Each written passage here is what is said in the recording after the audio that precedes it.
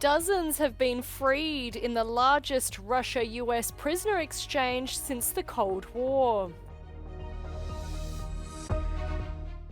Europe continues to battle wildfires as extreme weather conditions persist.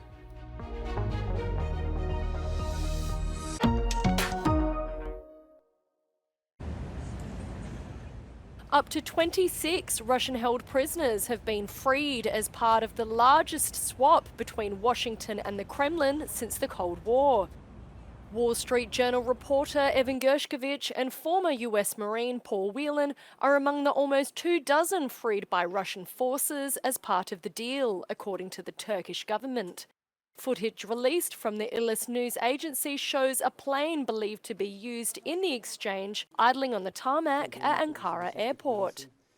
Turkish officials state the multinational arrangement took place in the capital, with the trade occurring over years of back-channel negotiations.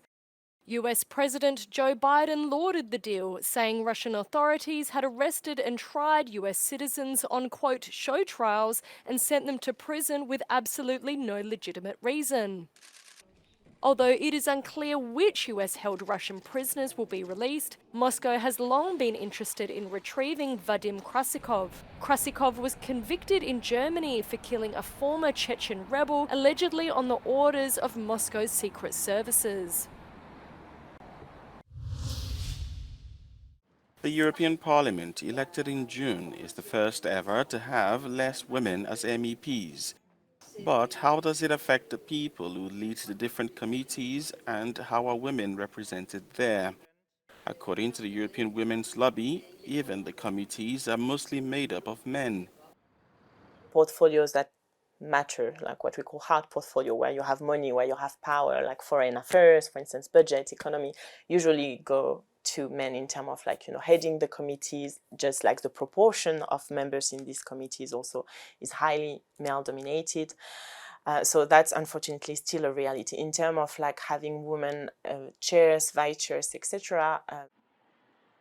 This difference is not directly linked to the rise of the far right seen in these elections, but some experts believe that women elected for those parties do not necessarily defend women's rights. What is a bit concerning, though, is that the far-right parties or groups in the European Parliament do have quite a substantial representation of women for some of them, but then it's also groups that are not known to support women's rights. They're quite hostile to women's rights. So it's also a new challenge for us in that sense, that we are going to have to identify who is going to support us, who is going to champion women's rights. The EU has over the past 5 years passed some important legislation. It includes the first law to prevent violence against women. Analysts and experts, however, are asking for more. Something we want to see is also having dedicated budget to women's rights, maybe having conditionalities when it comes to, tenders and the attribution of budget linked to women's rights and gender equalities.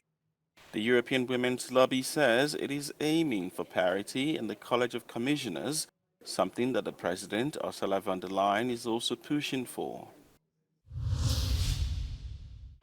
Ireland is to significantly reduce welfare payments for refugees from Ukraine. From September 1st next, weekly state payments to refugees will be reduced from €232 per week to just over €38 per week. The decision has been criticised by left-wing parties in Ireland who say it will lead to an increase in child poverty and ultimately amounts to being a political distraction from other domestic problems. Well, the immediate implication will be a dramatic rise in child poverty in this country.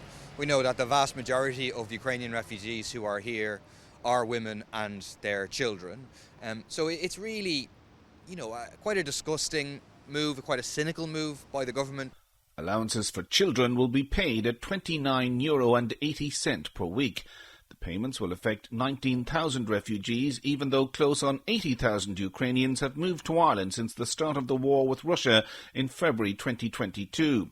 The reduction in payments will see Ireland come close to what is being paid in France, where accommodated refugees receive €47.60 per week. Unaccommodated refugees receive €99.40 per week. In Germany, the citizen's income is fixed at €563 per month, while the payment for children stands at €471 per month, or just under €120 per week. The Irish government says its proposed reduction in welfare payments brings the country into line with most EU states. It's a move to do two things: to put us on the same footing as our European counterparts around the Union, but also to make sure that Ukrainian temporary protection recipients here are all on the same footing. So it doesn't depend on when you arrived in Ireland, everybody will get the same. The changes are likely to discourage many refugees from considering a move to Ireland, as a shortage in housing in the Irish economy continues to be a difficult problem for the government to solve. This decision by the Irish government to reduce weekly welfare payments to refugees from Ukraine from over €200 per week to just over €38 per week appears to be sending out a strong message. It is that where there was once a very warm Irish welcome for refugees from Ukraine, that welcome is now starting to go cold. This is Ken Murray for Euronews at the Department of Integration in Dublin.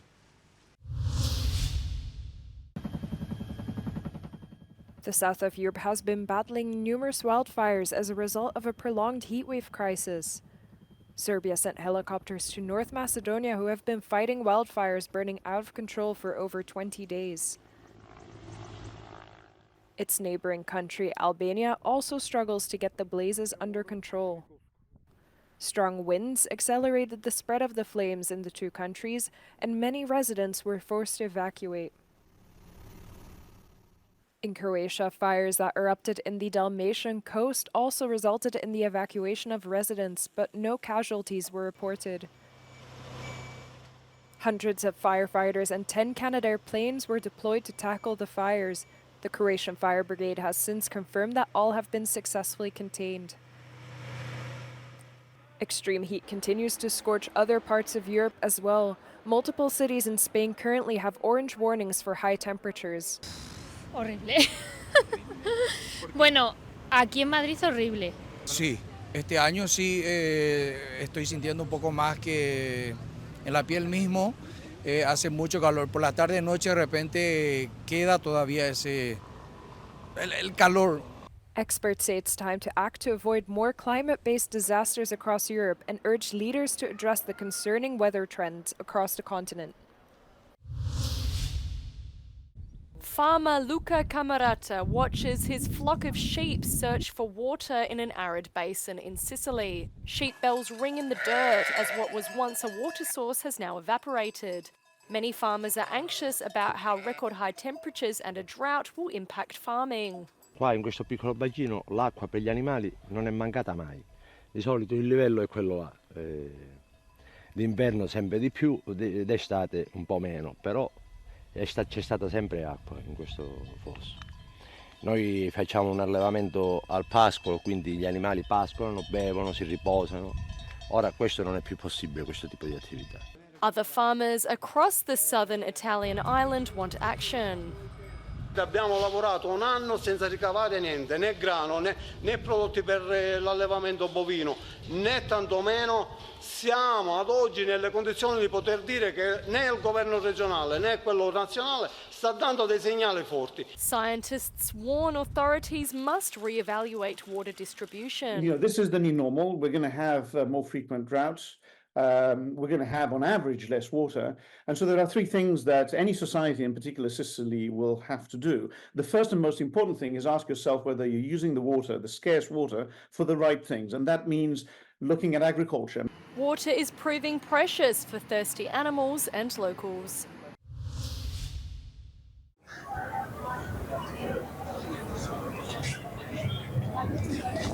Welcome to Shenzhen, about an hour north of Tirana in Albania. As you can see, it's a bustling tourism destination. But a couple of years ago, it also became home to several hundred Afghan refugees after the Taliban took back power in Afghanistan. Today, many still remain and are calling it home. But it has made headlines for another kind of migrant recently. At the end of 2023, the Albanian government and the Italian government signed an agreement that would see migrants found by the Italian authorities processed in Albania. Between here, the port, and Jadra, there will be capacity of 3,000 people. They will arrive here first, they will have their details taken, they'll then be transferred to Jadra. Both centres are closed. That means no one can go in and no one can go out. They will be guarded and secured internally by the Italian authorities, as they're technically Italian soil. Externally, the perimeter will be patrolled by Albanian authorities. When they are at the centres, they will be provided with healthcare, legal assistance, and of course basic necessities, food and toiletries. Everything is funded by the Italian government. Today I have been given exclusive information from a senior official who has said that this centre behind me will be ready to accept people as of the 15th of August, meaning the initial deadline of the 1st of August will be missed. So there will be a capacity of 1,000 people who will be welcomed. Meanwhile, work is continuing on Jadra. They confirmed to me that both centres will be fully operational at full capacity by the start of September. So as for what local people think about these two centres, it's true there have been protests in Tirana and Leisure, and there are people who are against them. But I spend a lot of time in this area. I live locally here for half of the year, and I've spoken to a lot of local people. And honestly, they're not really that bothered about it. They understand the centres will be closed, and they're not particularly worried about any negative impact on tourism or the local economy. They've had experience with Afghans coming to live here who've integrated, who are now part of the community. They're not really that bothered. Also, they're not very keen to talk to the media for a wide range of reasons. But overall, people are not too concerned, and they're hopeful that perhaps investment from the Italian government might improve some infrastructure, such as electric and roads in the local area.